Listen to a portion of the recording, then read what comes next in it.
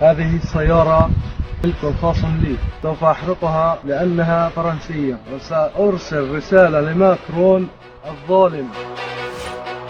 شاب يحرق سيارته الفرنسية نصرة للرسول صلى الله عليه وسلم. مرحبا بكم على قناة نوار بوست.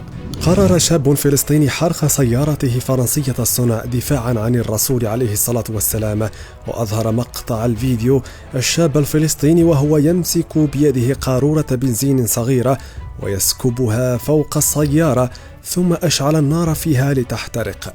وأكد الشاب الفلسطيني أن السيارة هي ملك خاص له، وأنه أحرقها لنصرة الرسول عليه الصلاة والسلام، ومؤكدا أن تصرفه رسالة للرئيس الفرنسي إيمانويل ماكرون. السلام عليكم ورحمة الله. هاي السيارة ملكي، الملك لله، نصرة لرسول الله.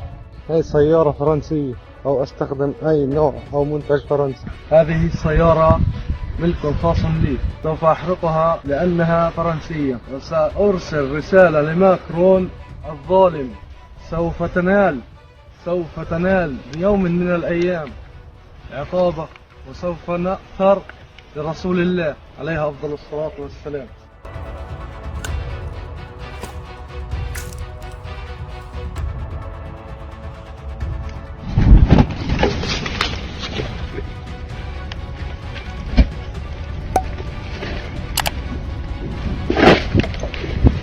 هذه هي رسالتي لماكرون، هذه هي رسالتي.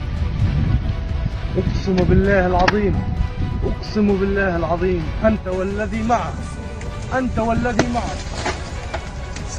ستلعنون في نار الآخرة ونار الدنيا.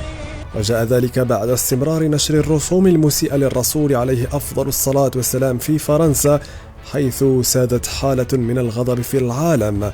ما رأيك عزيزي المشاهد في هذا الشاب؟ شاركونا بآرائكم في خانة التعليقات. لا تنسى الاشتراك وتفعيل جرس الإشعارات لتتوصل بجديدنا دائما.